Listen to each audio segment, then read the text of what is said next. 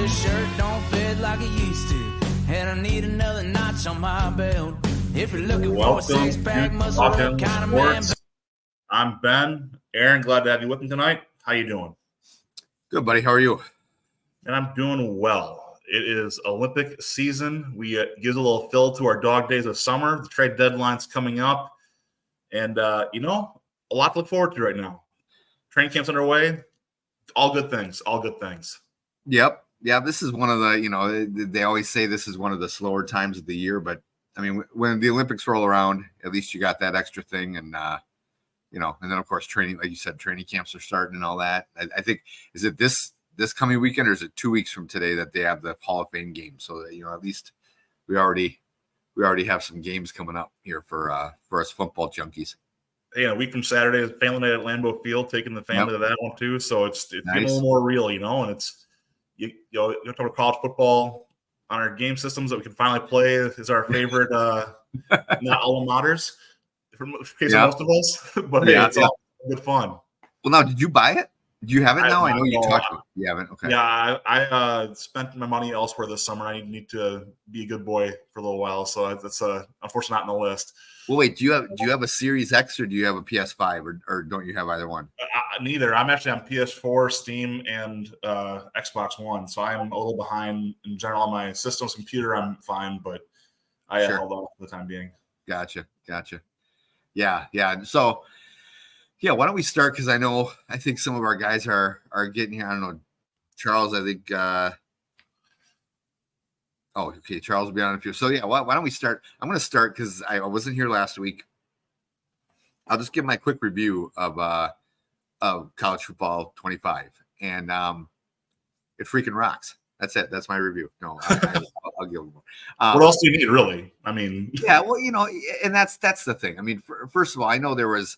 I belong to a few different, gaming groups on Facebook and whatnot. And, a lot of them are talking about, I mean, they get real picky. Let's just say that they get real, really kind of like a movie review where it's like, oh, you're talking about the lighting and the cinema, blah, blah, blah. And I'm like, you know what? I just love the freaking game. It's fun. I'm happy college football is back. It gives you something to look forward to besides Madden. And I'll buy Madden every year. Yes, I'm a sucker. I give EA my money gladly every year, even though some years it's crap. But I've always loved the college football game, honestly, more than Madden. Even though I'm more of a Packer fan than I am college football fan. But the game to me was just always deeper, whether it was the recruiting aspect or the road to glory, kind of thing where, it's just, I was happy. I was pissed when it left. Thank you very much, Ed O'Bannon. But I'm more excited now than I've ever been to play a football game. And I will admit, I don't have as much time. The one thing that stinks is, I'm trying to say this quietly so my wife doesn't hear and then yell at me. But my wife's a teacher, and so of course both of our kids are in school. So I was envious of all these guys that I saw on Facebook who were taking like a day or two off of work and then just sitting at home and playing, because I'm like, I could do that, but I'm not going to be able to sit at home and play because my wife's going to have a whole honey-do list for me. The kids are going to want to hang out, and I'm fine with that. But sometimes I would love to just go in our basement and veg out for like 2 days and just play this game nonstop. So I'm hearing it, Aaron. We need to have a guys' weekend in Door County. There you go. My basement, and we can just take all we want. I mean, I can make that happen. Is all I'm saying. I'm all for that. It's funny you said that because my wife and I just talked about that. She was talking about wanting to go up to Door County to one of our friends lives up there. More Angie's friend than my friend, but Joanne's birthday is coming up, and Angie's like, I want to go and celebrate her birthday with her. And she was like, how about I go, and then either before I go or after I come back, you can hang out, have a guys' night and hang out with your friends. I'm like, boom, there we go. So that's it right there. I'll bring my PS5 over, and we can, do that or whatever. But anyway, absolutely, So. Yeah, but again, it's a great game for people who, I actually one guy blocked me on Facebook because he just kept trashing the game. And this was before it even came out. Kept talking about how, it's from EA, so it's gonna suck. And I'm like, dude, just knock it off. Like if you don't want to buy it, don't buy it. I mean, no one's making you buy this game. It's not like somebody passed a law saying that all men over a certain age have to buy this game from EA Sports. No one's making you. But if I want to buy it, let me buy it. I work hard for my money. If I want to dish out $100 for this game, let me do it and get off my back and quit. And every time I would post something about it, he'd say some crap about it. I'm like, okay, enough. Just stop. So, again, are there problems with it? Yeah, there are. I mean, there's problems with every game. No game is perfect. I don't care if it gets a 10 out of 10. That doesn't necessarily mean it doesn't have some kind of flaws or bugs in it or whatever. I would say the one thing that's the most frustrating, and I've gotten to play one game in Dynasty. I started a Dynasty with the Badgers, and then I did start a player in Road to Glory. In the Dynasty with the Badgers, I've gotten to I played one game. It was against, obviously, it's the regular schedule, so it was against Western Michigan, first game of the year, and I won like 42-34. But my pass defense got smoked. And I've been reading from a lot of people like, damn, pass defense is tough. What I'm a little embarrassed about, and I'm going to admit something here, don't make fun of me, but I do play on varsity level, which is the second easiest level next to freshman. Right. But, I usually do that just to kind of get in the swing of things. And then if it starts getting too easy, I'll up it to the next level. So that was on varsity level. Western Michigan threw for over 300 yards. And they passed the ball at will. And I think it's just a matter of me getting used to the controls, learning the defense better. From what I understand, a few people have said, yeah, it was the same for me. And then I learned, a couple of the, different, you got to really practice playing defense, and especially pass defense. There's some controls where you flick one of the sticks and it'll put you right to like the nearest defensive back. But again, you got to be fast with that too. So it's a matter of not just knowing what controls to push, but being able to do it, in a certain amount of time. And I'll get used to it. So I'm not worried about it. That would be my one complaint, but that's not necessarily a bug in the game. It's a bug in the control guy, the one working the controller. So, I got to work that out. But otherwise, yeah, I love it. It's a fun game so far. And I can't wait to play more. I'm gonna be streaming some stuff. I'm gonna be streaming some stuff on Dads with Bacon TV, and then we are going to.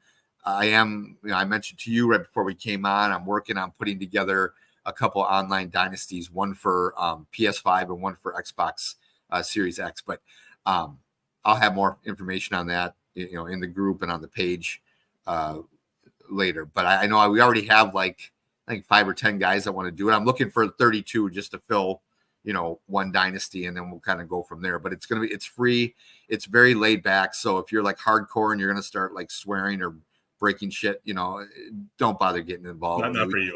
We just want to have fun. That's a couple of the guys in our chat group for the league even was like, because we're all pretty much casual, we're dads, we're all casual gamers. We're not guys that are going to sit there and be able to play 12 hours a day. And he was like, man, I really like this. I like this group that we have going so far because it's all casual people that just want to have fun. And that's what it is. It's about having fun. So, like I said, I'll have more information on that later. Well, we'll right into the guys. I want to bring up another gaming discussion, I guess, while we're going here. So you and I actually met through another gaming group, and so that's why I think it's an apt conversation. One thing that I found is I always laugh and write these videos to talk about it's okay to play at easy difficulties. It's okay. Yeah. If I've you seen have, that. The other things too is if I work a full-time job plus some, I work for my money. If I want to pay for my upgrades instead of grind for them, lay off. You have the time, no life, to grind. Yeah, and that's great. Good for you. I'm happy that you can enjoy your life that way. I can't. So if I want to pay for my upgrade, back off. I'm here to enjoy myself. My gaming is my release and my time to just enjoy myself. So I'm squarely in the camp of gaming is supposed to be fun. It's not fun if I'm angry. It's defeating its purpose. It should challenge me, but it shouldn't destroy me. Well, yeah. I totally agree. And I remember a number of years ago, because I like pretty much all sports games. And MLB The Show, I'm thinking it might have been like MLB the show 19 or something like that. I can't remember. It was probably about 5 years ago. And I think they've changed it since then. But they used to have that where you could just buy, you could either grind and just keep playing and earn points and upgrade your guy, or you could just buy it and then you could upgrade. And so I was playing, I don't know if you ever played that game, but I know a lot of guys in our group have. I was playing the Road to the Show or whatever the like RPG kind of thing is. Yep. And I was in the minor leagues and I already had like all of my stuff maxed up. And I'm thinking, and a couple people kind of gave me a little crap about it. And I'm like, again, just like you said, like, look, I don't have 8 hours a day to play this game and grind away on it. If I was in college, maybe I could. I wouldn't have a girlfriend or anything, but I could still, I could do that. But I don't, I'm like, I'm married. I have a job. I'm trying to start a business. I got kids. I don't have time. And so if I want to spend an extra $50 getting all those points to upgrade, get off my back. Exactly. Again, like you said, it should be fun. I will say this: I just got done playing a season in Madden, and again, I start on like the second easiest level. So I'm not the rookie or freshman, but usually like the pro, or in this case, it's called varsity on CFB 25. And like a lot of times, I'll challenge, especially on Madden, I will challenge. Like if the game gets too easy, or if there's a game, like there might be a game where I'm up 21-0 in the first quarter. And then it's like, you know what? Jordan Love already has 150 passing yards and 3 touchdowns. I'm just going to hand off to Aaron Jones the rest of the game. And like I'll challenge myself. Okay, I'm not allowed to pass unless it's like 3rd and long, then I can pass. Otherwise, I have to run the entire time just to see how many yards. So it's like, even if you can challenge yourself, even if the computer's not being that, that big of a challenge. I will say this. Happy to say Christian Watson in my season shattered the yardage record for passing or receiving yards in a season. Nice. I believe he had about 2,400 with like almost 30 touchdowns, close to 30 touchdowns. So, maybe a sign of things to come if he can stay healthy. I'm not going to, cross my fingers or anything like that. I will give him my hamstrings if I have to. Just please stay healthy. Yeah, no kidding. Sign me up. Yep. But all right. Well, that being said, let's go ahead and roll into our next topic here a little bit. Yep. We've got a lot to go through. Let's roll into the NFC East. I know we got a lot of things we want to go through. The guys probably want to join us with that too, but I think we can get started and they can kind of join us when they join us. But going through the NFC East, I kind of broke down each team a little different than I broke down the other teams. I went through their offense, some general team notes, offense, defense, and who I'm watching on each side of the ball. If it works for you, I'm going to kind of start. Here's Charles joining us here. I'll bring him on right away. Charles, how you doing? What's up, man? I'm doing good. How you guys doing? Man, I'm doing well. You caught us just in time to join the conversation about the NFC least. All right. So, trust vacation. You're looking a little rosier in the cheeks there. It's a little less pale. That's right, man. I've been at the beach for a while now. Or I was. Back at work. It's all over now. Vacations are never long enough. Well, back to the rise and grind. So I'm going to start with the Commanders. And my breakdown is this. The Commanders overall, to me, I'm starting the offense. They're not deep. They're very young. It's not a surprise there, right? It's kind of Terry McLaurin, Austin Eckler, and a bunch of young guys. Now, Jaden Daniels is going to be fun to see what he does. I mean, how does he respond coming to the pro system? How is he going to do in general, just being in a large city like Washington, D.C., being in the NFL? Number 2 overall pick, a lot of pressure on him. Marcus Mariota behind him. I mean, you look at his top options, though. Austin Eckler, Zach Ertz, Jahan Dotson, Terry McLaurin. He's got pieces there he can work with. The O-line got some young pieces there, but just being honest, right now this isn't a good offense. This offense could be good, but it's not looking good right now. However, on the other side of the ball, the defense, this defense is sneaky good. Like, you look at that depth chart, outside of linebacker, their secondary, their front 4, like they are looking very strong. There's people I didn't even realize they had. there actually right now. Frankie Louvu, Cleveland Farrell, and then they also in the second round we got Jerzon Newton, who's actually listed on second their depth chart right now. There's some pieces here on that defense that are going to be fun to watch. The defense will keep them in games, and this offense is probably going to help them win a few that they probably shouldn't win yet this year, being so young. But the Commanders, to me, are going to be that middling team that's just a young team figuring out the league that's just not quite good yet. That's kind of where I'm at. What do you guys see? Aaron, why don't you start? Well, yeah, I'm looking at Washington to. Well, let's see. Hold on. Let me bring the NFC East here. I mean, I would say it's going to be tough between them and the Giants. I mean, both teams I'm not really impressed with at all. I would say, you've done a lot more research into them than I have, but I think the defense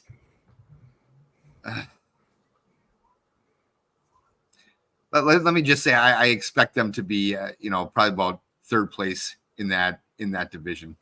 Right. Yeah.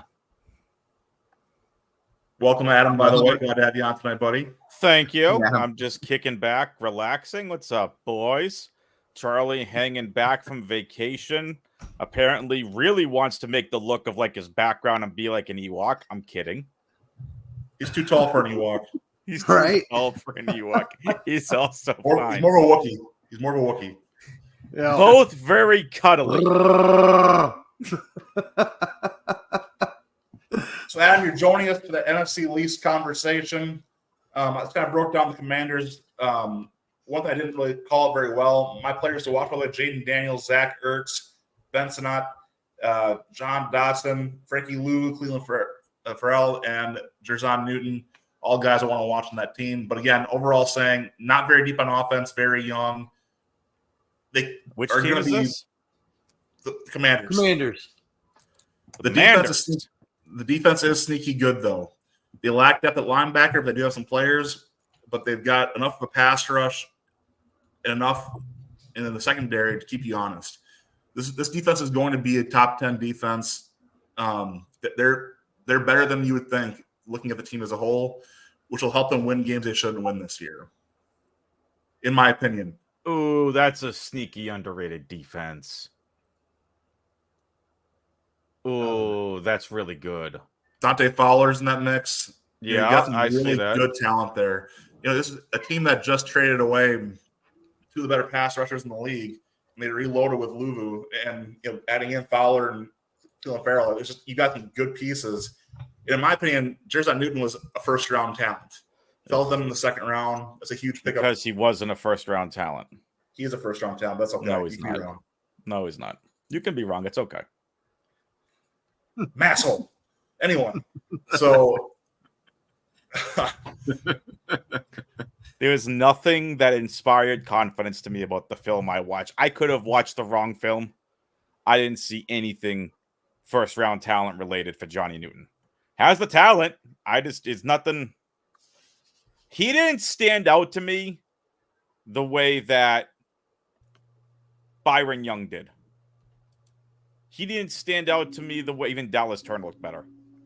But this defense, I heard this on a podcast, was the Fantasy Footballers, I think, and it was... Okay, Troy. Welcome.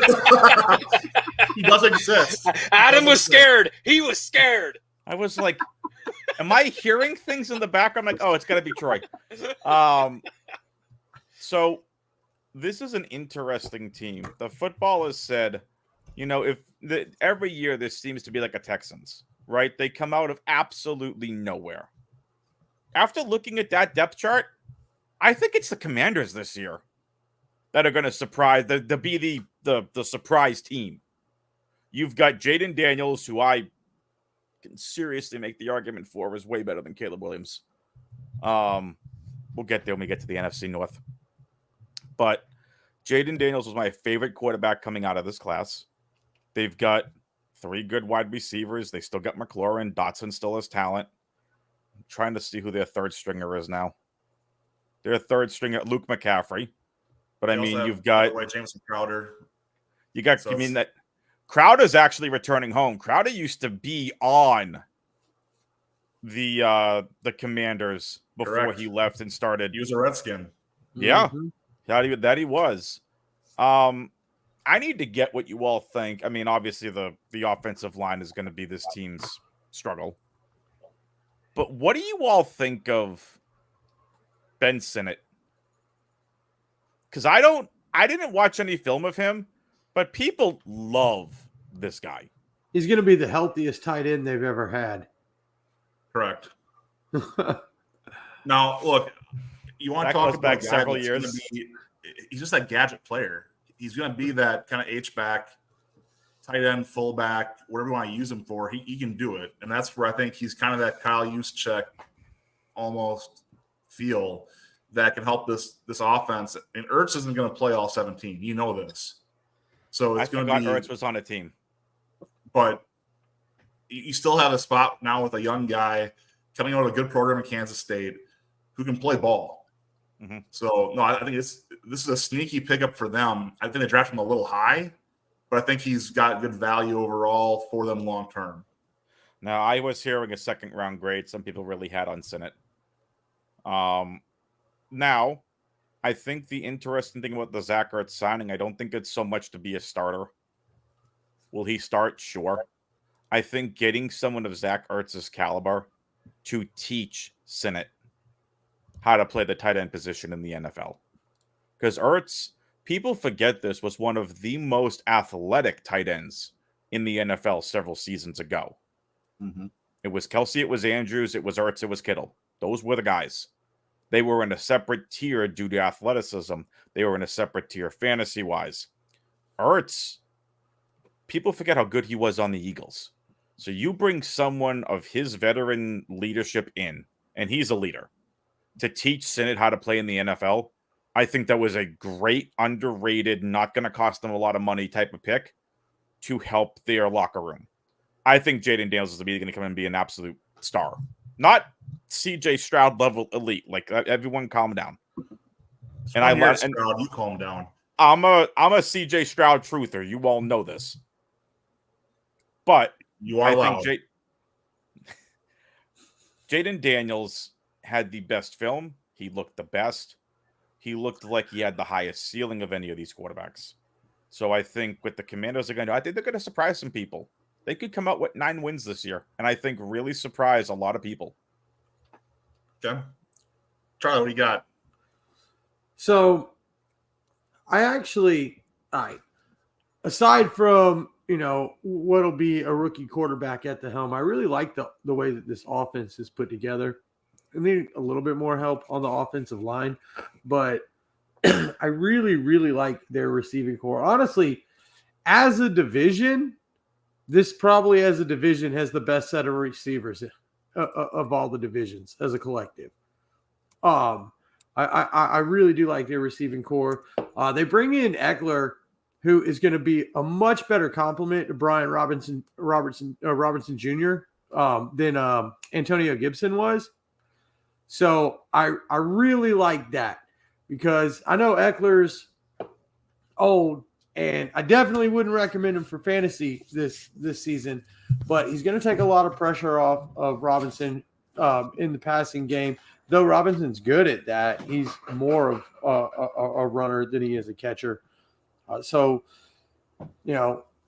I think that offense has the potential to grow a lot throughout the season, but I do think it's going to take a while, which kind of still is going to seat them at the bottom 2 of this division. I do think that they may not be the worst team, even though they have been pretty much a train wreck for the last few seasons. But I think that this is where they start to get back to being a decent football team and being competitive within that division. I think this season is where it starts. I don't think that they're going to, do anything as far as with, trying to catch Dallas or the Eagles or anything like that this season, but I think they're on their way. I am not as bullish on their defense as you are, though, Ben. I think that they traded away and lost a couple of key pieces, and I don't think that they have done a good enough job filling those holes. I could be wrong about that, but I see this as a defense that's going to get kind of picked apart by the other team. Dallas and the Eagles for sure, I think, are still going to have a heyday with these guys. But I could see them getting 7 or 8 wins and improving and continuing to improve as the season goes. Troy, want to finish off the Commanders? Yeah, I mean, I like what they did. I really do. I think they're finally moving in the right direction, but I think they're still too young. Unless they make some sort of drastic Houston jump, I don't think that's going to happen. And that's all going to come down to how Jaden Daniels plays, honestly, is what it's really going to boil down to. I still think, like Charlie was saying there, I think they're either 3 or 4 in this division, more than likely 3. I think the Giants are really going to have a hard fall this year. Yep. Yep. Harder than last year? Yes. Much harder. Yes. Yeah, because they're going to actually be trying with their starters this year, so it's going to be even uglier. And I don't know if you guys, when you guys started talking about the NFC East, because when I first jumped in here, but do you know they haven't had a back-to-back winner in this division since 2003, 2004? Wow. Oh, really? The Eagles haven't taken that back-to-back? Nope. I remember hearing something about that last year, but I couldn't remember how long it's been since they've had it. Yeah, that's insane. So with that being said, the Cowboys won the division last year. And if I think that the Commanders and the Giants are going to be at the bottom of the list here, I'm going to say the Eagles win it this year. So you mentioned the Giants. I like that logic. I'm going to just go through. You guys all mentioned the Commanders. I have them at 8-9 is my Commanders' final record. The Giants, I have them at 3-14. Yeah. So I think this is going to get Brian Dable fired. This is going to get Daniel Jones ousted, and you will see the Giants picking their quarterback of the future this next year in the draft. They'll eat the money; they're going to have to. Yep. And this is because right now you look at this team; they have stacked that wide receiver room as best they possibly can for Daniel Jones. They are deep at wide receiver. They've got options. Mm-hmm. You have a young timeout. They have 1 wide receiver. Bullshit. Adam, I'm going to go ahead and mute you for a second there. You're in a mute. I'm tired of this. Is this part of the Giants wide receivers? Wandale's way better than he thinks. Or no, what was that show? No, you're thinking of, was that Around the Horn? Is that you're Around thinking the of? Horn. Yes. Around the Horn. There you go. Yeah. So, We need little points at the bottom of it. Yeah. I'll gladly do it. Adam's had negative 10 points for that. Look, Jalen Hyatt got Hooker for Jalen Hyatt, Wan'Dale Robinson, and that's all behind Neighbors, behind Slayton. You've got guys to throw to on this team. So Adam can what do you know wide receivers? You're a New England fan. You have no idea what you're even looking at anymore. So it's Hold on. The fantasy guy has been trying to figure this damn team out for the last 2-3 seasons. Has no idea what he's talking about. Apparently you don't. I mean, I don't see a roll in the money right now, so apparently you didn't win that much. They have a bunch of wide receivers and Malik Neighbors. I like Jalen Hyatt. I was one of the only people that actually liked Hyatt last year.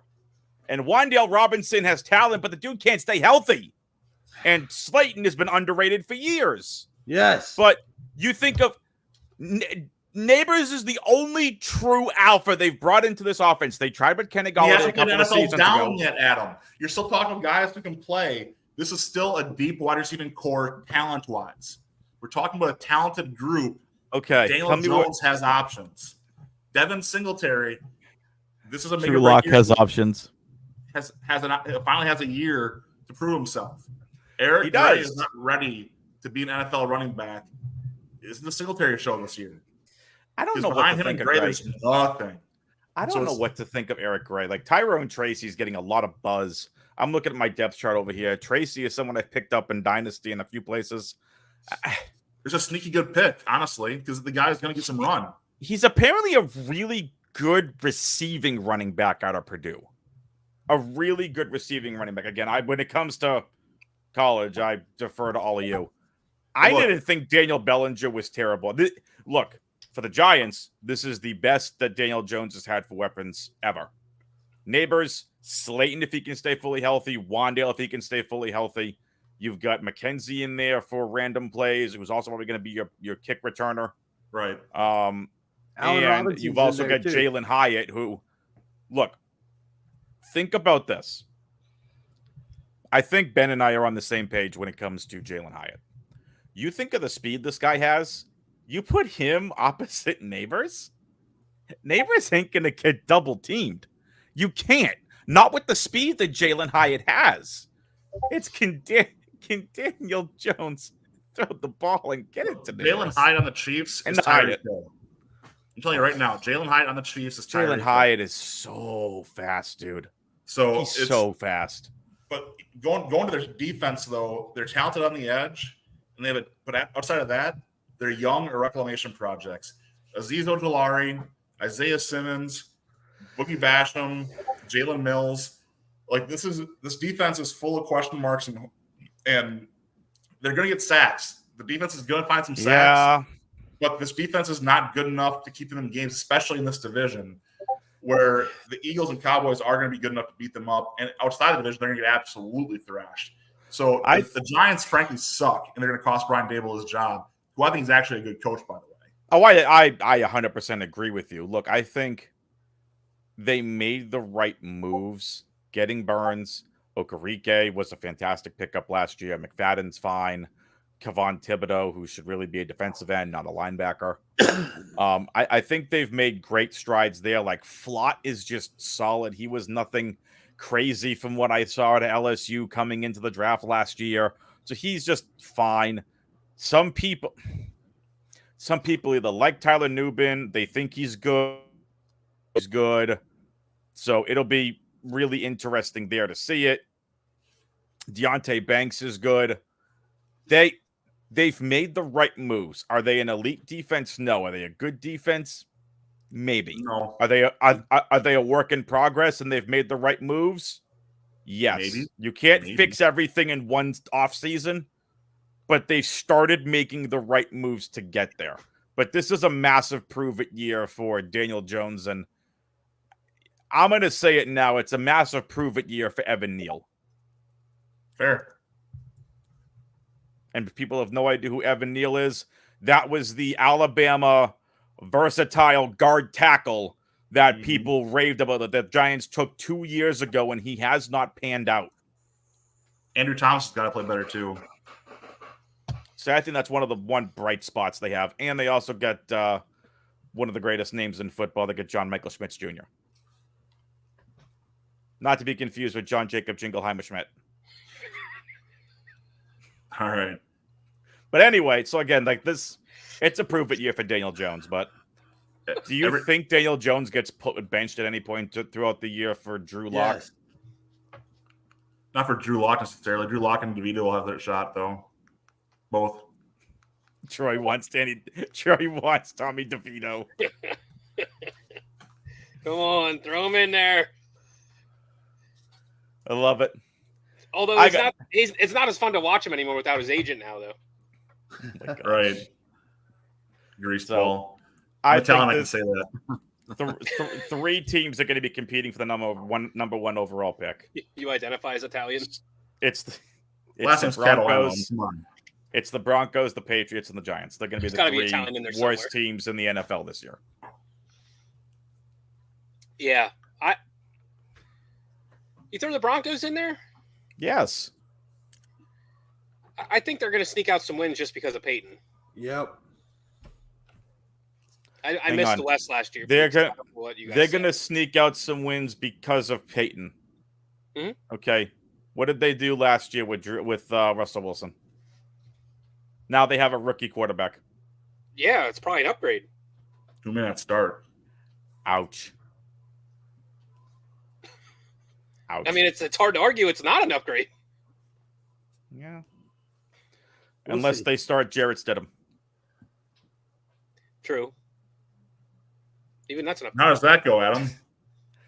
I don't know. You're talking to the Patriots fan that had him drafted and never saw what people saw in Stidham, but whatever.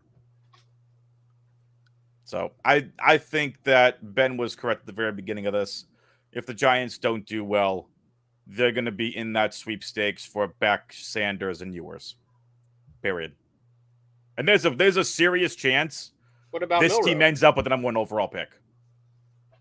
You're not throwing Milroe up in that conversation? I haven't seen enough of him. Milroe's not ready. He's going to be at least another year. You think? Yeah. Is Milroe even eligible coming out this year? If he has a brain between his ears, Milroe is at least a year. The Alabama quarterback, right? Yeah. Right. Yeah. So I think Carson Beck's overrated too, by the way. We'll get to that much later. Aaron, Next draft season. Any other thoughts on the Giants before we move to the Eagles? Not for me. I think we're pretty much. You guys cover pretty much everything. I think they'll be a bigger disaster than the Commanders are. I mean, especially after losing Saquon Barkley, and I mean, who the hell knows what's going to happen with Daniel Jones? So, I would agree. This is a 2-team division. I got the Giants winning maybe 5 games this season, but I want to add, I love the receiving core that they've built.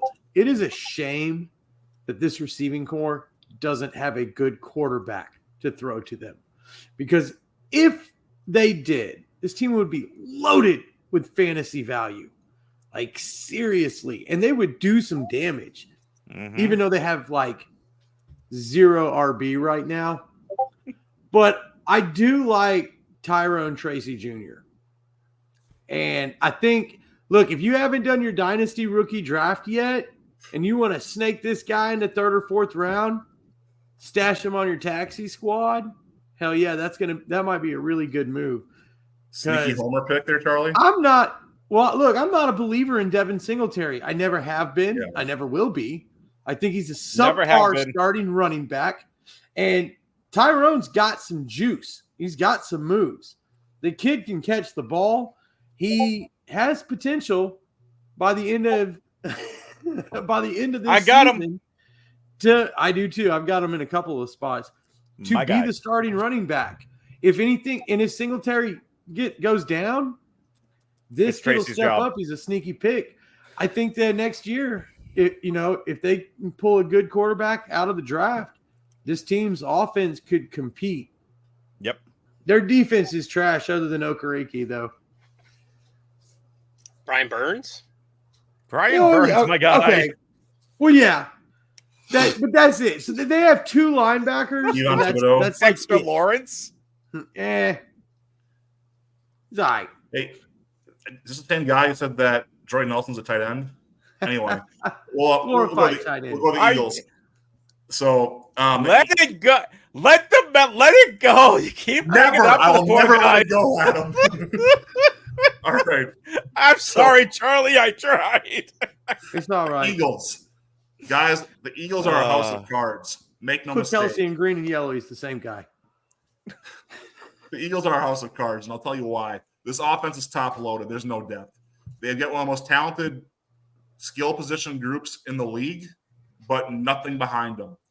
This is literally an A.J. Brown, a Jalen Hurts injury away from being an absolute disaster. I mean, I look at this team and I see a loaded, deep defense, a top 5 defense in the league easily. And they drafted heavily and early to add to it. Added Saquon Barkley, the offense. I mean, look, Paris Campbell, Devontae Smith, A.J. Brown. Dang. Like, phenomenal skill group. But they are literally 1 injury away from in that wide receiver group, or 2 Jalen Hurts. I'll even say Saquon Barkley, for this offense being extremely one-dimensional and very limited. And that's going to hurt this team very quickly. I still have them winning 12 games.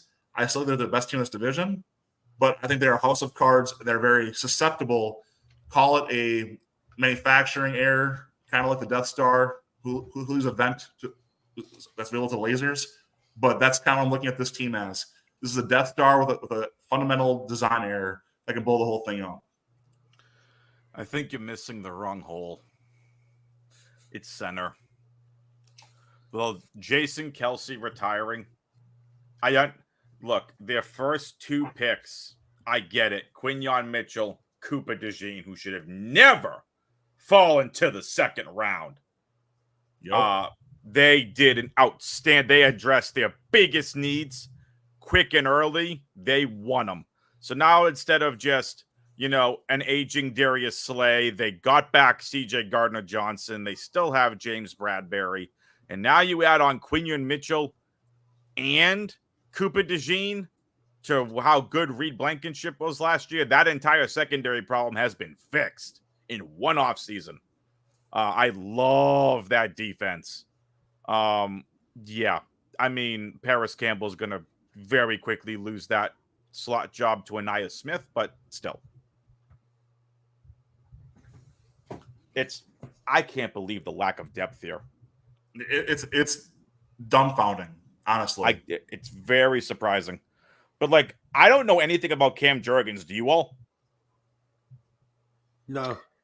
No, I know they've had him sitting as the man to take over when Kelsey was ready to move on. So I'm guessing they have faith in him because they really didn't, address it.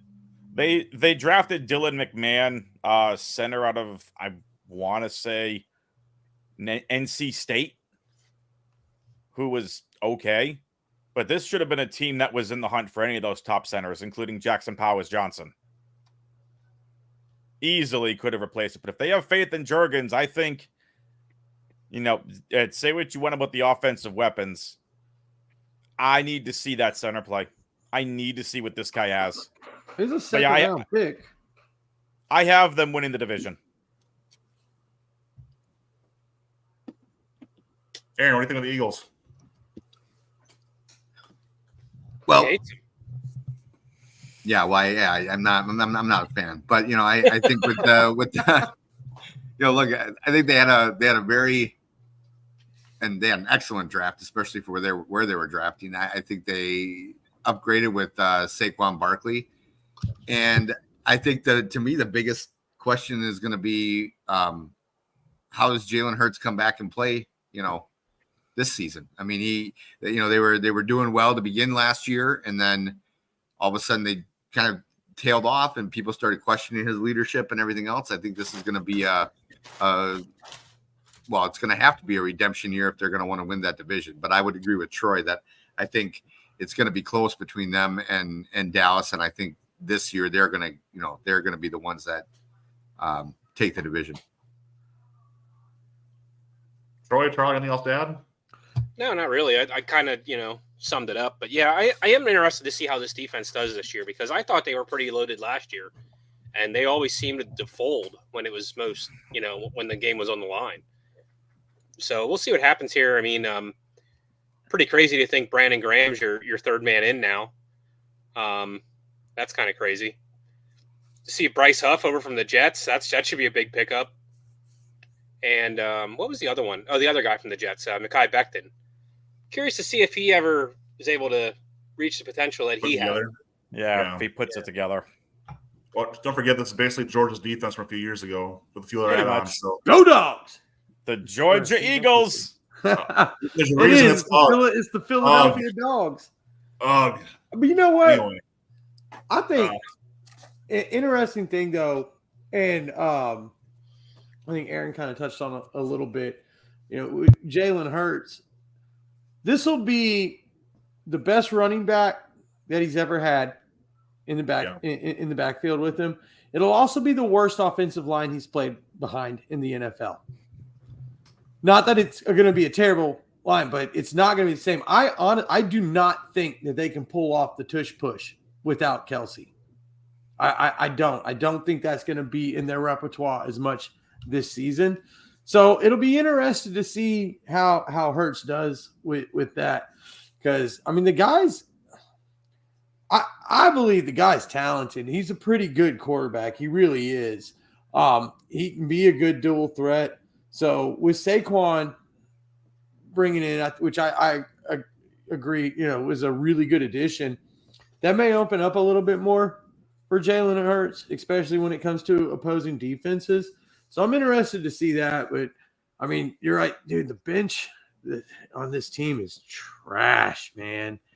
It's not good. Their depth, like if this is one of those years where Saquon plays 3 games and is out for the season, they're not doing nothing with Gainwell as their starter. They're just not. So Will Shipley's good, but he's not that good. There's too much there to try and make up for. He's not a starter by any means. No. I do like this defense. I think last year, for whatever reason, this defense just didn't play as good as they are. I think that they come back strong. I think this defense keeps them in a lot of games. And I do not think they're going to win the division. I think they're going to be a wild card game. I actually think that the Cowboys are going to win this division. But if either the Cowboys or the Eagles can take both games from the other, that may be the deal breaker for winning this division. So I love that for a second here, Charlie, because I'll tell you what I love about you. I love that we see things so differently because it's what brings out the best in both of us. I'm going to go and tell you right now, the Cowboys missed the playoffs this year. Damn. The Cowboys are 9-8 and missed the playoffs this year in the NFC.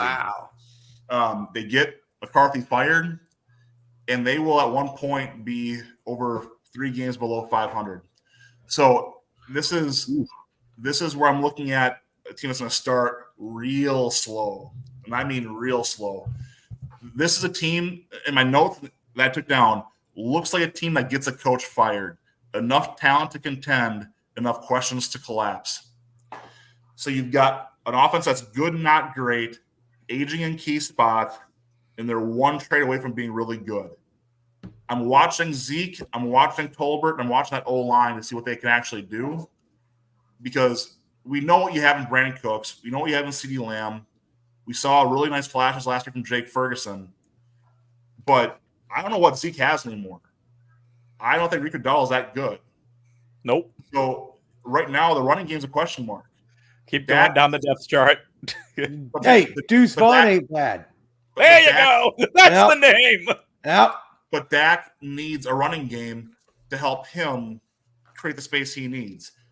And Dak's not getting younger, guys. He's just not. So I'm looking at this, and I'm saying this is a team that offense is not built to be the offense that they think it is. Look at their defense. I'm watching everyone but Parsons to see if they actually are anything. Bland had a good start. Diggs had a great start last year, but Bland got exposed in that Packers game last year. I mean, there's a lot here I can look at and say I can pick this defense apart. Outside of Parsons, if you can actually get a call for once, I'll actually defend him in that one. The guy got held nonstop all year and couldn't buy a call, which I guess is about call it karma for the Cowboys. But, I mean, this defense has a lot of places that I just don't feel good about, if I'm being very blunt. I mean, I like Hooker at times, but he's a high-risk guy. Yep. It's how he plays the game. It's why I like to watch him. But he's going to miss and give up a big play a lot. That secondary is just going to be a little bit of a liability sometimes. And if Diggs gets hurt again, it's going to be a free-for-all, guys. It just is. I think the Cowboys are going to split with the Eagles, and I think they're going to have a hard time, especially early in the season, really finding what's going to work, especially with that running game, because McCarthy gives up on that running game really quick, and it's going to make this team very easy to defend. So I think the Cowboys are in trouble. You're not wrong. They have a lack of offensive line depth. This is kind of crazy. I mean, they got Cooper Beebe, who I think was a good pick.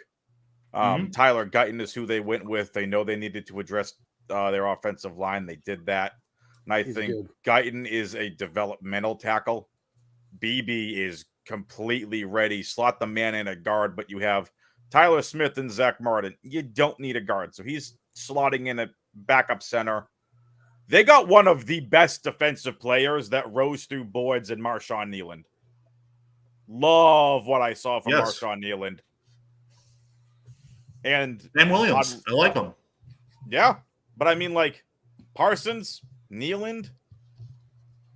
Is it bad of me to say what's left of DeMarcus Lawrence. You're spot on, though. He's getting older. He doesn't have the impact. I mean, we kept hearing Lawrence's name how many times as making insane tackles a couple of years ago. I haven't heard that recently. I mean, what's Trayvon Diggs going to be like coming back off the season-ending injury? You're right about Hooker. Bland had a nice 6 interceptions. This team is nuts. It really is. They have the top end talent to be second in the division. But man, if you were to tell me that Cowboys are third and miss the playoffs and the Commanders get second, would not surprise me.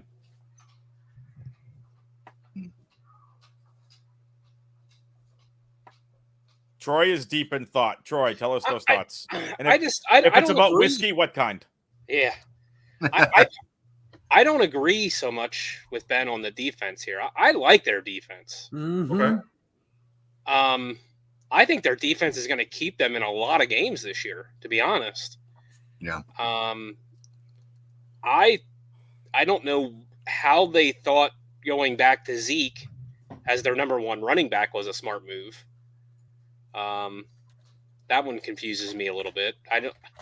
He had a little couple spurts last year with New England, but nothing special. I don't know. It is interesting to look at their roster, and you can see where there could be some holes. So I think, in all honesty, it's very similar to the Eagles situation, Ben, I think. Yeah. As far as, you lose a couple starters here or there, look out. It's gonna get ugly. I like Kevontae Turpin, especially as a returner. But I think they could use him a lot more on offense than they do, to be honest. You know who reminds me a little bit is Devin Hester. Yeah. Give the guy the ball in the open field and let him see what he can do with it. Yep. Devin Hester is an all-time great. Don't get me wrong. I'm not trying to put a Hall of Fame thing on a guy who's essentially a USFL star who's had a good year in the NFL, but the guy is talented. He's fun to watch. I hate saying that about a Cowboys player. Believe me, I do. But he is fun to watch. He is. I agree. He's 100% fun to watch. He made some amazing plays last year. I don't know. I'm a little surprised that they don't have a way. They didn't find a way to move him into the starting lineup there. I guess Tolbert took over the Gallup, who now retired, role. Yeah, for him, by the way. So I'm curious to see how that plays out. I'm trying to remember last year, Tolbert. Did he do much? I don't really remember hearing his name too often. He had shining moments. And look, he's a kid that played really well at South Alabama. I mean, he's a talented kid. But it's going to be – it's still rising to that level of the NFL, right? Kind of getting his feet underneath him at this level. But the talent's there. The kid's going to be – he's going to be good if he keeps his head on his shoulders and doesn't get too high, too lofty. I think he's a good 3 if he can stay as a 3. Mm-hmm. But it requires Brandon Cooks doing what Brandon Cooks does. It requires Lamb to actually stay healthy. And that's a big ask. What? Say Lamb staying healthy is a big ask? At this point in his career, what his workload has been, look at the track record here on this overall. The chance of Lamb staying healthy this year. He's not always finishing up his rookie contract. It's not likely, though. Look at what he's had like for one his of the workload. most athletic receivers in the game today. The guy's a stud. He Yes, shows he up is. way more than he doesn't. What I'm saying is look at what he's got for a workload and look at what he's hitting. His body takes a lot of hits. A guy who's in that position, taking what he's taking for an overall workload, it's bound to break down. And it's just in a spot where he's the focal point of this offense. You have no running game. Dak can't move like he used to. Lamb It was the same last year, and he was That's the basically point. wide receiver 1 on the year. I mean, the That's guy's the a point. stud. He can be the focal point, and he just destroys defenses. I mean, he takes some hits, but he breaks a lot of tackles. He gets free a lot, too. I mean, that guy, he's actually a slot receiver. That just blows my mind because he just can do it all. But I mean, I don't know. I just don't see how you could look at CeeDee Lamb and think that there's going to be an injury. It's not Dez Bryant. I know he's got the same number on him. It's not Dez. And the guy's been healthy most of his career. I mean, and he's great at getting open. So he'll avoid a lot. I mean, I'd be more worried probably about a non-contact injury than a contact injury for him. I don't know. I don't get that one. Like, that's fantasy player number 1, too, on the year again, probably. But I think Dallas, I'm gonna go ahead and say this. I think Dallas ends up with 11 wins this season. I really do.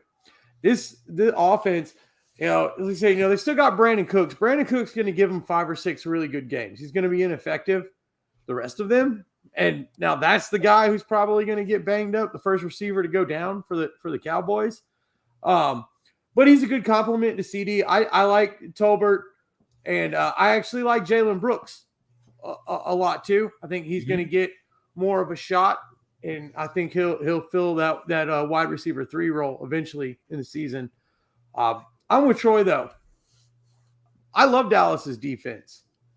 Bland is a guy who can get you a highlight clip when you need it. He shows up in big moments. I love Malik Hooker for as much risk as he takes. The reward is great. He may single-handedly win you 3 games in the season. I love Malik Hooker.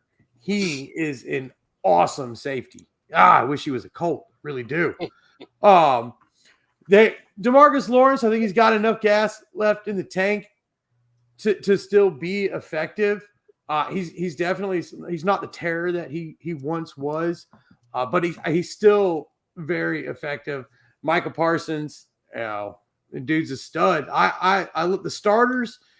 They take a couple of injuries, but the starters on this defense, I think overall it's a pretty complete defense. I think it's going to keep them in a lot of games. I'm going to agree with Troy on that. And now their offensive line, I actually really like it. I think that Guyton is a really good, is more than just a serviceable left tackle. He's got a little bit of growing to do. Like Adam said, he needs a little refining, but he's got great skill as a left tackle. I really like them bringing him in. Zach Martin is a really, really good right guard. A really, really good right guard. They're on the right side. They are really, really solid.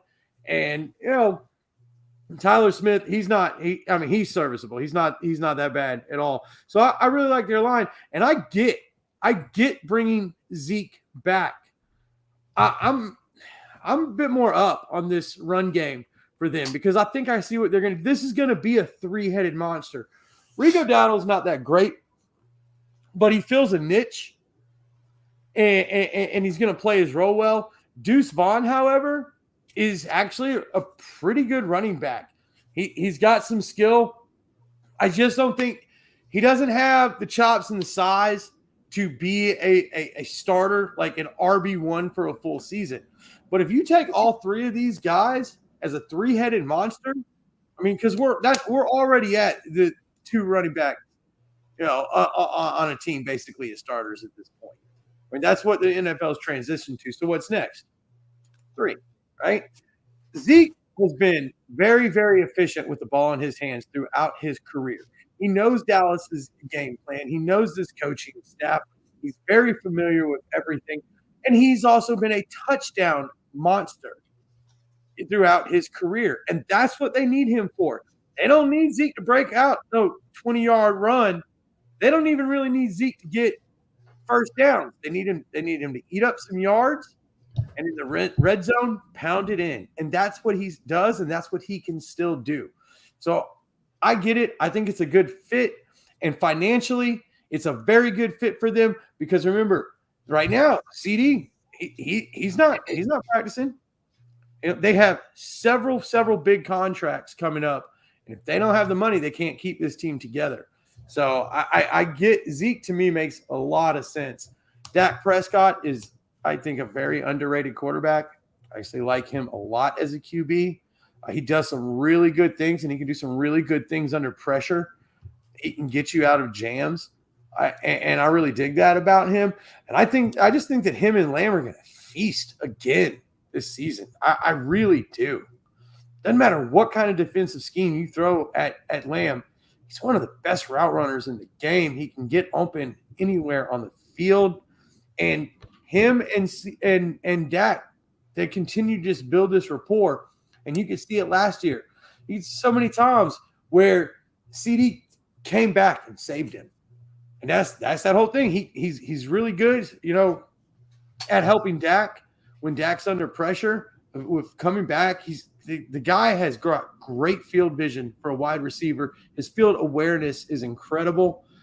Those two guys, they're going to carry this team to a division win and probably a playoff win. Here's the guy I'm looking out for on this team. DeMarvion Overshawn. Kendricks, I feel, is getting a little long in the tooth and not going to last very long. I liked Overshawn a lot last year coming out. And I think this guy has the ability to be an absolute stud in this defense. So I'm not rooting for Kendricks to get hurt, but I really want to see Overshawn. I think that guy has so much potential. Good point to end on there, guys. So we're going to do a little buy or sell real quick, MLB trade line edition. So I'm going to go through – I'm in my list here just to see if we agree on this. I'm going to have my clear buys first. If you disagree with any of these, please stop me. Clear buyers this year: the Dodgers, Brewers, Braves, Phillies, Padres, Cardinals, Orioles, Yankees, Red Sox, Astros, Mariners, Guardians. They're all right now clearly in the running for playoff spots. To me, they're all clear buyers as we're coming into this last week before the All-Star. I'll be honest, I don't think the Braves are buyers, and I just think it's because there's just too many injuries right now. Okay. And do you disagree, Charlie? No, not at all. It just makes me very sad. Yeah, exactly. The injuries just continue. There's no reason to be a buyer right now because you're going to be getting guys back from injury next year. What do you want to give up? Like I don't get the gain there. I don't get the gain at all there. I think that at this point you go where the team can go and call it a season. You know what I mean? Okay. My clear sellers right now: the Marlins, the Rockies, A's, Angels, White Sox, and Blue Jays. So they're all basically out of it right now. Stick a fork in them; they're done. Now I'm going to say a team, and I want you guys to throw it out there. No rhyme or reason to it. Just yell it out. Buy or sell. Reds. Buy. Buy. Cubs. I think they're buyers. Buy. Fifth place Cubs are buyers, Charlie? I don't think because they're the Cubs. They have hopeless faith every year.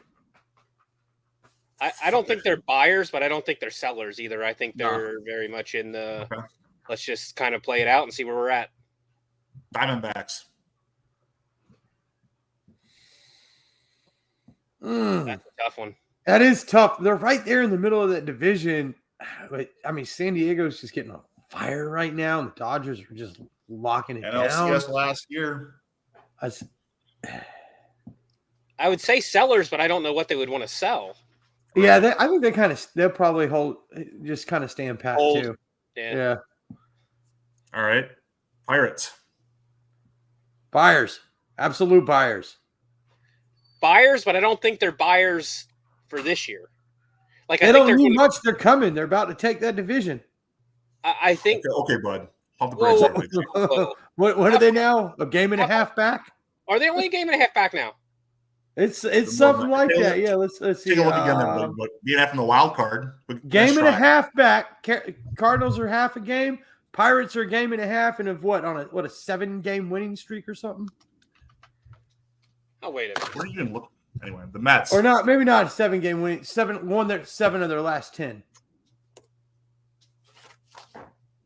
Oh, so they're 7 back of the Brewers. Yes, they're a game and a half of the wild card, I thought.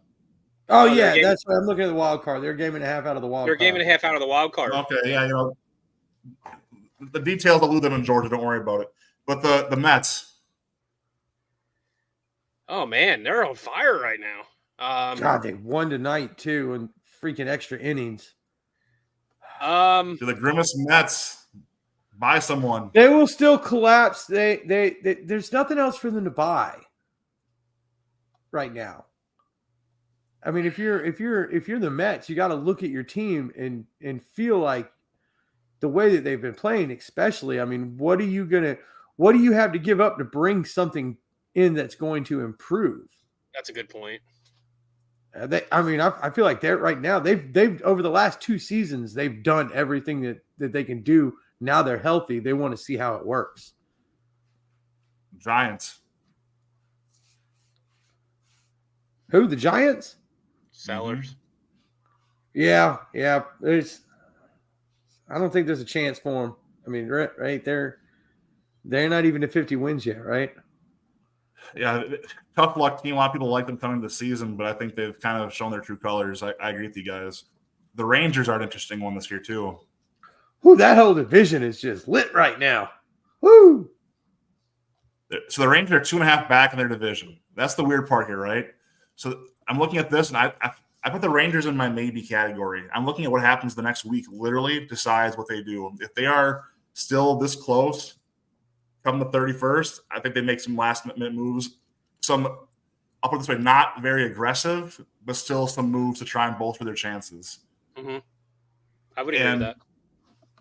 The Twins and Royals are actually in the same boat for me.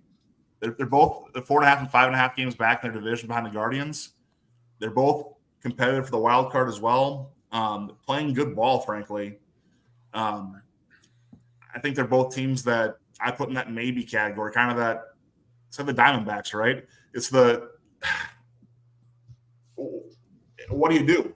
You know, like you've got a team that's at the Royals at one point were just playing some phenomenal baseball. They fell back before the break a little bit. The Twins have played some good ball at times this year as well. So I feel like there's a lot of things here to looking at. The maybe section is very interesting. I literally have half the league stuck in my maybe category between buying and selling, which is just really intriguing this year. I had the Rays and Tigers as sellers, but both still in the maybe category for me also. Also the Nationals in the sell category. But going on, we did have a no-hitter today. Congratulations, Dylan Cease as well. Great game. Well done, sir. Very well played. Gonna slow roll into this here quick, hit the Summer Olympics. We'd be remiss if we didn't mention this in a Talking Sports show. Touch on this real quick. I don't know what you guys, for me growing up, anything I could watch that was sports, I was watching. So the Olympics to me, I don't care if it was gymnastics, if it was fencing, if it was track, if it was swimming, I was watching it. I was glued to it. And I didn't care if it was Americans competing. I don't care if it was Hungarians. I wanted to watch that sport. Well played. Like Bob Costas is forever in my memory this way. Al Michaels. I mean, like, it's just. So my question to you guys actually goes to this. It's going to mark our age a little bit here. What is the first Olympics that you remember watching anything from? Summer or winter? Wow, that's a tough one. I'll be honest. Mine was probably, and I know I watched it, before this, but the one I remember getting the most excited about was 92, the Summer Olympics 92 with the Dream Team. And like I said, I know I watched it. I watched it before that. I probably watched it with my parents or whatever. But, just the hype leading up to that and watching all those great players. But I do. Christian Leitner. Yeah, and great players. Christian Leitner. All those great players and Christian Leitner. Yeah. I will say this. I do remember. Okay, I don't remember what year it was though. But watching Mary Lou Retton. And that iconic where she, sticks the landing. And was that 84 or 8? Was it? Say, if it was 84, I'm 8 years old. So, I don't remember. I remember watching it. I don't remember, getting all that pumped up. I remember watching like Carl Lewis and those guys, in track, but I don't remember what year it was. The one that sticks out where I can actually remember the year is 92 with the Dream Team. Okay. Charlie, what's the first one you remember? So, all right, so 84.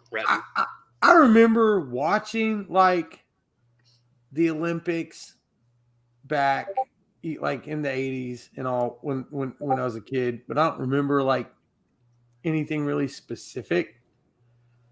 So I'm gonna have to go with probably 92 as well, but not because of the Dream Team, but because of some golden shoes. And Johnson, fastest man in the world. Hey, is Yeah. Adam? Yeah. Is Adam That trying to was- get back in? Do what? Is Adam trying to get back in? Ah, there There we go. with us or not? Hey, there he is. God, Ben was hazing Yeah. me for a minute, continuing to keep me off while we're talking about the Olympics. I remember Michael Johnson, and I feel Oh, like there was some Was that commercials, 90? like, Was that he did 92 when they were doing all those commercials? Yeah. Yeah, was it the McDonald's commercials or something? I and think all? it But was. he was all hyped up, and he went out there, and did the damn thing too. I think that's the first Why did time I think that was 96 though? It might have. I mean, his 96. first Olympics, he was in Barcelona. Okay. That was his first Olympics. He was in Atlanta too. See, Atlanta really stands out for me, but that's because I actually worked at the Olympics. I worked at the Budweiser World Party at the Olympics when they were in Atlanta. So I remember a whole bunch of stuff from that. Got to meet Bro, how Charles old are Barkley. you? Huh? Anyway, that was my first job. No, my very first actual job, like not working for like my parents or anything in their shop or something, was working the Budweiser World Party at the Olympics. I was 10 years dressed old. up as the Hellman I was 10 sandwich years man. old in 96. So, Really? I was 15. okay, That's when you could nice. work in Georgia. I was 15. I dressed That's up as the Hellman sandwich man. They put me up on a bar and I danced in a sandwich costume, and they shot napkins out of a cannon at me. And then I went around and sold little handheld little Pizza Hut That's pizzas, awesome. and Oh, handed so out those napkins came free in handy samples then. of mayonnaise and Hellman's magnets. It was hilarious. Charlie Daniels played a show. Charles Barkley and them came down. It was great. It was a good time. So, $9 an hour to do that too. man, so for me, it started with Lillehammer. I was 8 years old. I remember hearing a weird name on television, and I want to say around that time that Cool Runnings came out too. Oh, I love that movie. One of So, my like, favorites. Good movie. Wanted to watch Yeah. bobsledding. I wanted to watch whatever else. But seeing the Lillehammer Olympics was like the first time I was just like, I loved it. Loved it. And of course, that year all up to 96 Atlanta, it was in the States. So I was just like, this is freaking amazing, right?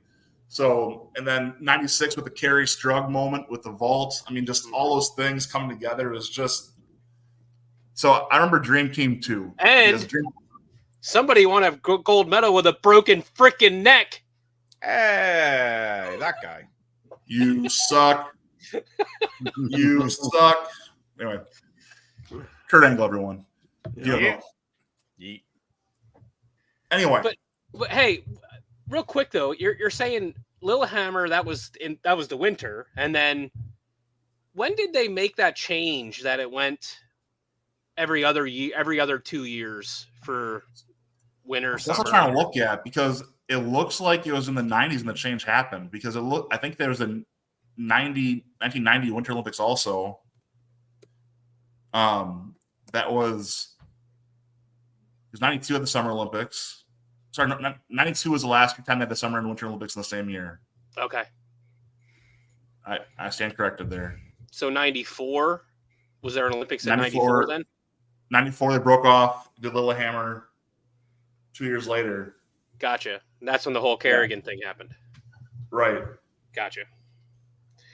Okay, Jeff Kaluhi. So, That I, Tonya movie, that's a good movie too. That's funny. Yeah, if That you is guys funny. haven't seen that, Right. definitely watch that movie.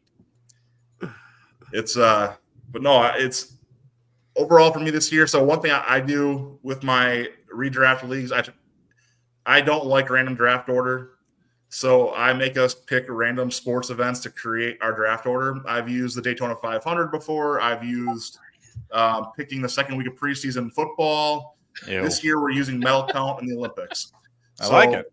We use the inverse order of our league last year, picks a country, and then top medal count picks first, so on and so forth down the medal count list. If you want to game it, and one guy did, he was the third worst last year. He really wanted that 10th pick in the draft, so he picked Fiji, so he could get that 10th pick in the draft. So you can game our game if you want to. That's one of those things we have to do. Makes it a little more fun, a little more interesting what we're watching and doing. But like I said, I'll be glued to my TV the next 2 weeks watching the Olympics and sneaking in some wrestling where I can, because doggone, there's some great wrestling events coming up here if you've been watching. There was a really great almost 1 hour match on Dynamite last week that you all should watch. But anyway, speaking of the Olympics, there's one thing that we haven't talked about. Have you seen some of the conditions that these athletes have to be in, and these cardboard beds that people are complaining about? Like, come on. Like, I understand you got to get venues ready and everything else and probably build new venues whenever the Olympics comes to town, but how can you not be giving these athletes everything they need to perform at their best? If I were, I don't know, Purple or one of those, if I was asking for hyperbaric chambers here. Right. Think about this for a second. If you're a mail order mattress company, make your millions right now and just flood Olympic Village with your boxes. Yeah. So here you go, Casper, Purple, go. Like, just drop them all in there. Hey guys, here you go. Get your mattresses. And then let the world know, hey, we're here. By the way, order from us. We'll have our stock back up in 3 months. I mean, like, just. I think though that for a lot of the athletes, I mean, there's a lot of them that said that the beds are fine, but I think it's more the mattress than the actual cardboard bed itself. Like, a lot of them, like that I've seen, like on X and whatever, seem to complain more about the mattress. But the most hilarious thing about this is have you guys seen the other Olympic village, the one in Tahiti, where the Olympic surfing and stuff? Because the French Polynesian islands, they've got the world's first floating Olympic village. They anchored a cruise ship right out there, 5-minute ferry ride from town and the surfing site. And all the surfers for the Olympics and stuff are all on this cruise ship. And they were on there on X filming their beds, their giant beds with metal frames and stuff, jumping all over them. They're talk about the freaking love boat and the debaucherous wasteland. Damn. Yeah, no, I've heard it was more the beds and just the cardboard cutouts. Like, there was someone I saw on TikTok, I don't know her name, was a female athlete. Their manager, or whoever is helping them out there, got them mattress toppers. Gee, there's something to at least help make it. But it's like, yeah, I agree with Ben. Like, Casper, Purple, whoever's doing this mail order stuff, go get them beds. Just send them. So here comes Mike Lindell for the save. Oh boy! Of course, it don't matter. I have my pillow. Anyway, anything else, guys? Before we go to 20 questions with Aaron. Did you guys see the strike at the Olympics? The Olympic Committee, the hotel that they rented out, the whole staff went on strike this morning. We're standing in the hallways chanting. Yeah, they're saying that the staff is saying that.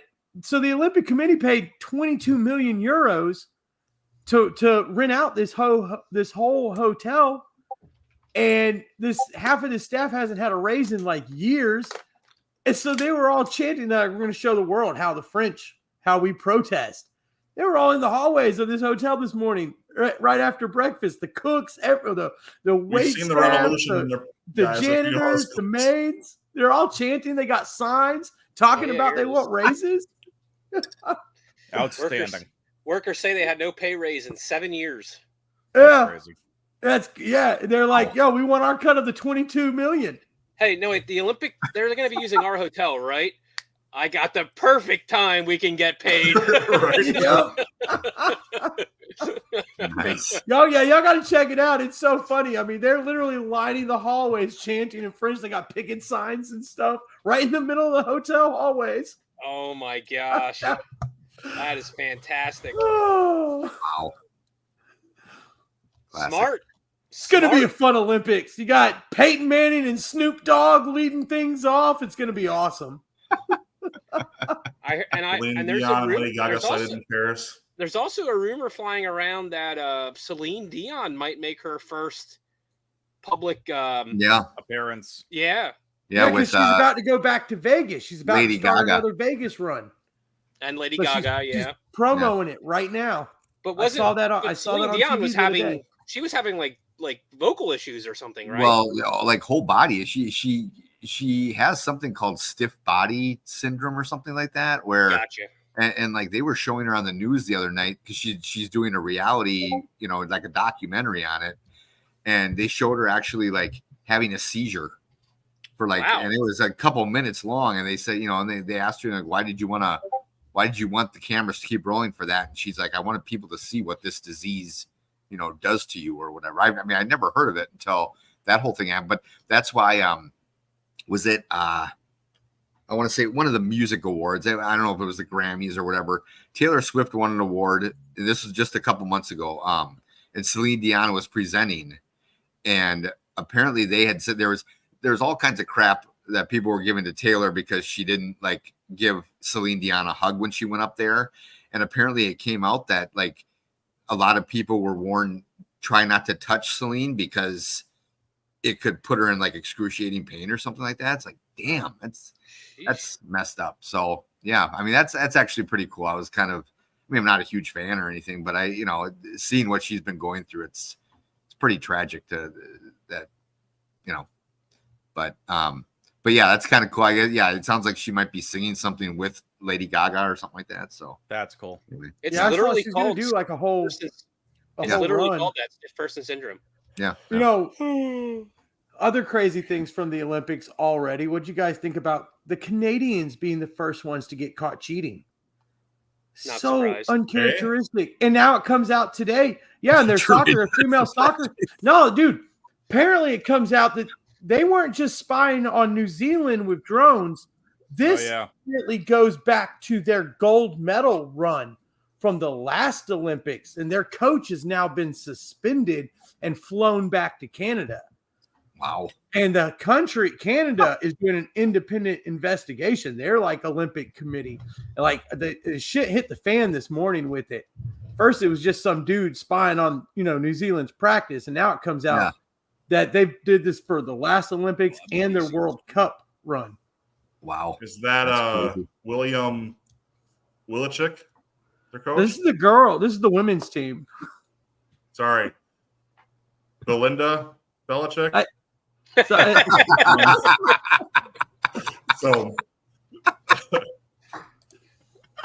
that 20 questions with Aaron. Go ahead. I would have thought it'd be Okay. Russia. All right. So anyway, I was, I watch a, I watch, or I listen to a weekly podcast from IGN.com called Game Scoop and about video games. And they do this every once in a while where they'll play this 20 questions game. And it's basically like a listener sends in a game, and then all the people on the show have to try to, to guess what game. It can be any game. So I thought it might be kind of fun to do. And especially to start doing it, like once I actually get some money where we can get like prizes or merchandise for prizes and things like that would be kind of a fun thing. So I thought I'd start it with you guys. And so what we're going to do, I picked out, and I have this player on my computer. So, if you guess it, I can actually show it to you that I'm not just making up that I picked this person. But I'm going to give you guys 20 questions to try to guess. And this is going to be a player, could be active or retired, from the NFC East. Normally I would not give. Now when we start doing this contest for other people just to enter to try to get in, I won't necessarily give those kind of clues, but I figure there's still a ton of players it could be, so it's not really the best clue anyway. So And if you guess it and it's wrong, you still get to keep going, as it just counts as it counts as one of your questions. Okay, so Ben, we'll start with you. What's your first question? And it has to be a yes or no question. Sorry. Is he active? No. Charles, how about you? This is a collective 20 questions, or we each get 20 questions? Yeah, collective. Collective. Okay. Has to be yes or no. Correct. So he is a retired player. Okay. So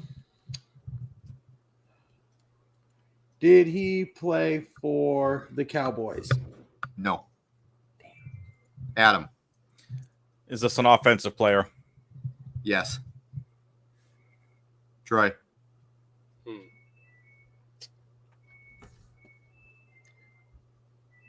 Was he a Redskin? No. Okay, Ben, he's back to you. Either a Giant or an Eagle at this point. Or are we going back to when the Cardinals were in the East as well? Oh. Maybe. That's my 4B. I actually don't remember when they were in the East. I'd have to look that back up, but So we'll see. Well, I'll give you a hint. No, he's not. It's not a Cardinal. It's not a Cardinal. So okay. So we're looking at either an Eagle Was he or quarterback? Giant. yes. Eagle or Giant quarterback. Charlie. Charlie. Have any of his family members played in the NFL? Ooh, that's a good question. I'm going to say no. Eagle or Giant quarterback. Adam, now it's up to you.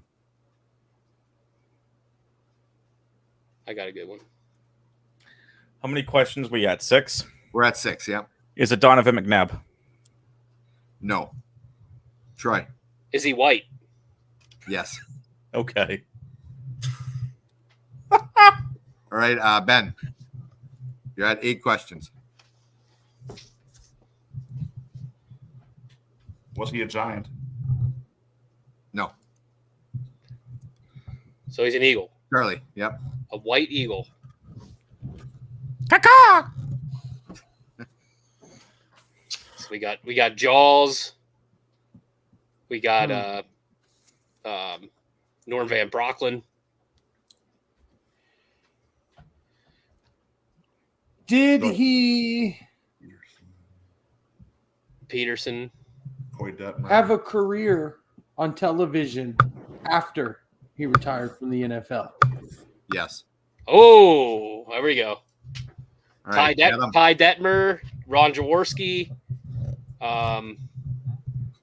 Really, who else? It's got to be Jaws, right? It's got to be Jaws.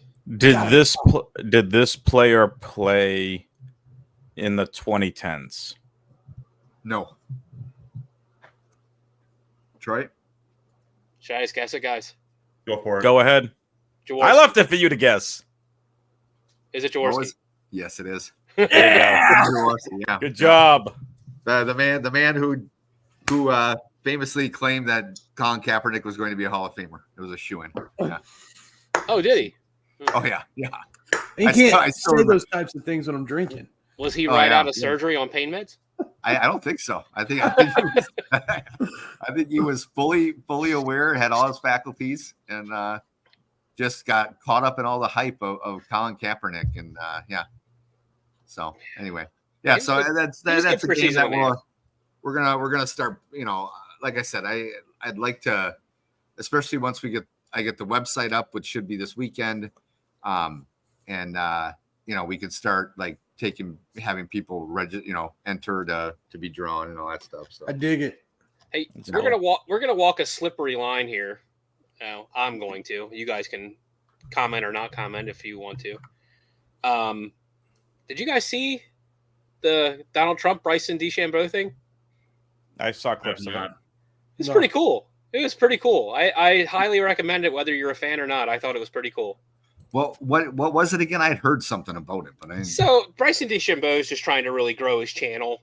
Yeah, And he's doing a challenge right now where he's getting a different partner. I don't know if it's every week or every couple weeks or whatever. And they're basically trying to break 50 as a best ball between the two guys. Gotcha. Okay. And obviously when he was with Trump, they were, I guess, using the senior tees.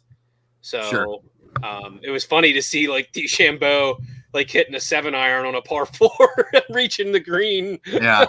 3 wood for a 330 some odd thing. Yeah, for a par 5. Yeah, almost reaching a par 5. That's DeChambeau for you. The dude's just got one of the biggest power arms in all of PGA. Yeah, but it was really True. interesting. I thought it really showed a side of Trump that you don't see with the way the media is all over him right now. It was really interesting. Mhm. So. Well, yeah, especially because the media that normally takes, does interviews and has fun with these candidates all hates him. I mean, you think about like the late night talk show hosts and everyone, they all hate his guts. So I mean, it's like where the hell is he going to be? But they didn't hate him before he ran for president. Before that, True. they were all best friends with him. Oh yeah, exactly. Yeah, no, you're 100% right with that. But So don't say that too loud though, Troy. We'll get canceled. Our one viewer will no longer be watching us here. So. But no, Yeah. I wasn't saying it, but I thought it, honestly, in all seriousness, whatever your political party is or whatever you believe, like I just thought it was really interesting. I really did. It was pretty cool. I'll have to check that. Where is that on? Or It's just on on YouTube, on Bryson on DeChambeau, YouTube? on his YouTube page. Yep. So Troy and us off this week. We got our 4 minutes on high to close the show out again this week. So what we've been doing is kind of let everyone take a minute or whatever to kind of air the grievances, if you will. What's got you burning this week? What's going on, and what do you want to promote? Whatever you want to say to close the show out this week. So your turn first, Troy. Me? Oh, geez, start with me. Oh man, you put me on the spot. I wasn't quite ready for this one. Well, here, can I go first? Can I go? first? Aaron's ready. Go. Aaron, okay. Yeah, let me go first because then I got to take the dogs out to go to the bathroom here. Anyway, Okay. Who's letting the dogs out? I will. Me. Okay, so I guess I normally would have saved my review of College Football 25 for this one, but since we talked about that earlier, I'm going to go with something else here, and it's not something necessarily that I'm completely I'm not outraged by it, but I thought it was kind of crappy. So, and it's not politics either. So I'll stick to sports or gaming when I do these things. This past week they apparently this was voted on, but I had a little issue with it. Every year or every Olympics, since we're talking about the Olympics, when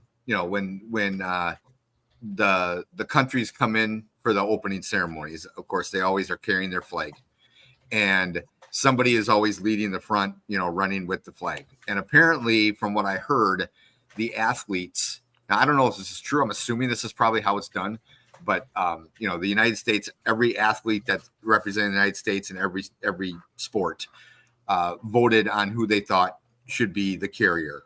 And of course, King James, LeBron James, everybody's favorite, was the one that was selected. And now, to me, if they did, in fact, actually all vote on him, I guess that's fine. But to me, the classy move on LeBron's part would have been to politely decline it and say, you know what, let's let somebody else do it. I mean, this guy, yep, see you next week, Steve. This guy he's a billionaire. He's in the spotlight almost every freaking day of every year. And you have people who train their entire lives to be this one, this is their opportunity. Let somebody else do it. I mean, and I know some people who know me and know that I'm not a fan of LeBron to begin with probably think this is me just hating on LeBron. And I mean, if you want to think that, that's fine. But to me, I thought it was kind of shitty for him to go ahead and do that, considering the fact that, he's already pretty much done everything and other people should have this opportunity. And I guess this is one of the reasons why I was extremely excited with the 1992 Dream Team. And I'm getting to the point now where I'm like, you know what, maybe we should just go back to amateurs. I know the rest of the world might, there might be a lot of countries that would kick our ass in basketball then, but so be it, because when this stuff happens, you have your day. All NBA players are in the spotlight all the time. and all over the world. It's not just here in the United States. I mean, the NBA is bigger globally than the NFL is. So, like, he's already big in China. He's already big in Europe. Just LeBron, pass the flag to somebody else. Anyway, that's my 4 minutes on high. Troy, you ready? Yeah, I'm ready. I got one. It's a bit of a homer pick. I don't know if you guys seen the report that came out late last week. They do all these polls of all these executives in different NFL offices, and somebody obviously doesn't want to put their name to it, but comes right out and says that Josh Allen is overrated. And I want to know, and it's not just really sports related either. It's anything media wise. If you're ballsy enough to say something like that, put your name behind it. Mm-hmm. Mm-hmm. Like what? Yeah. I mean, I'm obviously biased in this situation, but I can honestly say that I feel he's at least a top 3 quarterback in the NFL.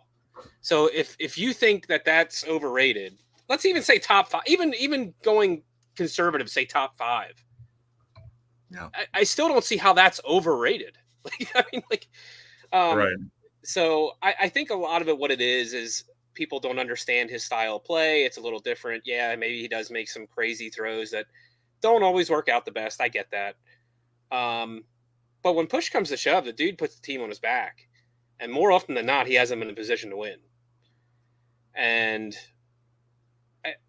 I think a lot of this boils down to the turnovers that came up the last couple of years.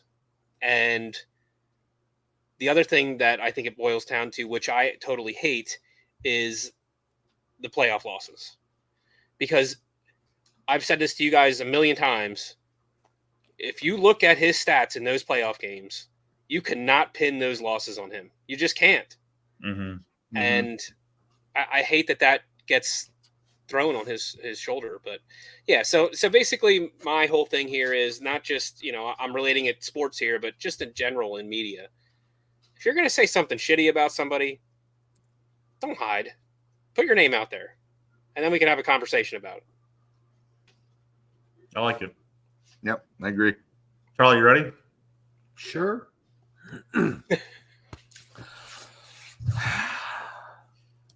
Ladies of the WNBA, Oh, no. thank you so much for finally figuring out that you guys are stronger together than you are separate. And that you can use a good go-between, with your stars to promote the sport and gain fans. It's a very wise, smart thing to do. You asshats who are out here on social media saying that this divide between these players and things like that was created by social media and by the media itself. There's a lot of things that you could say that about that I would agree with you. But the bottom line is that the real problem started because these actual athletes were saying these actual things, and these athletes were playing this certain way and doing these certain things on the court, as well as doing stupid stuff in the past as well. That is not the media. When athletes, stars, celebrities actually do stupid shit that they shouldn't do or don't act in a manner that they shouldn't, these people are always on film. These people are always being watched. They're always being looked at. When it's that and it's these actual people, hold them accountable. Don't get on social media and say, oh, it was social media. That's why they were fighting. That's why they're... Social media didn't create those interviews. Those interviews weren't AI. Okay? Those games, that wasn't digitally imposed on your television screen. These things actually happen. Stop making excuses. Hold people accountable. I hold everybody accountable. People need to be held accountable. I hold people accountable. And we should do that for people. Even when we are happy with what is happening, what has transpired because of the events, still, stop making excuses. Stop getting on social media and making excuses. Just hold people accountable. We should all hold people accountable. As a country, we need to start holding people accountable. Can we do that? Can we do that, please? That's all I got. Okay.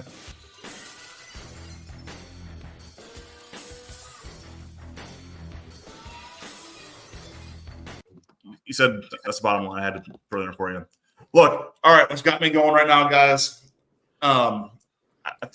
Quick hit. I threw up a link on the Dads of Bacon Facebook page today for a pick 'em pool for Premier League. Hope you'll join me with that. It's a little fun pool. No cash involved. Just free to play. Hope you'll join me. Have some fun. Guessing wrong half the time because that's how pick 'em leagues work.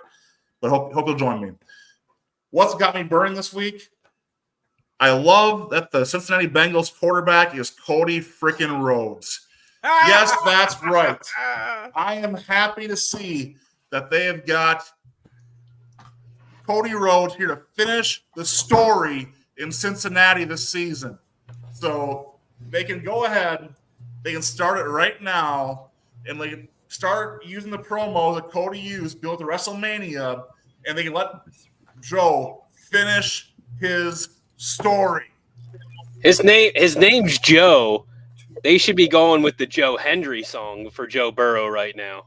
Say his name. I thought Race Bannon had come in, had become a real life person.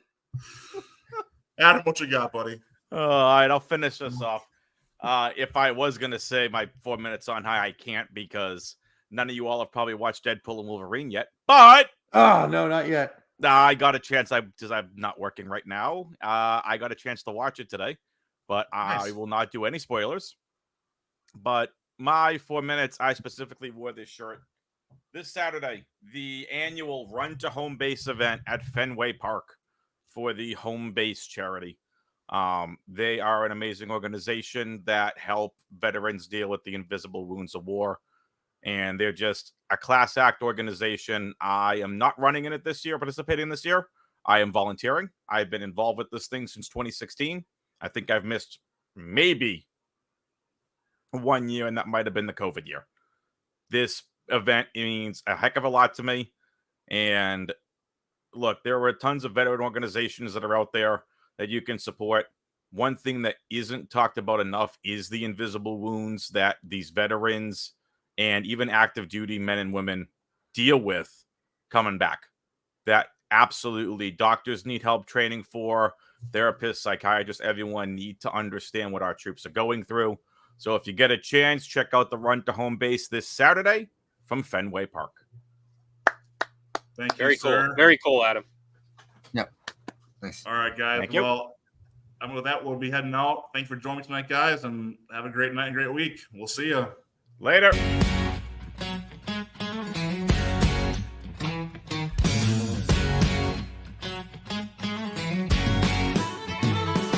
This shirt don't fit like it used to, and I need another night.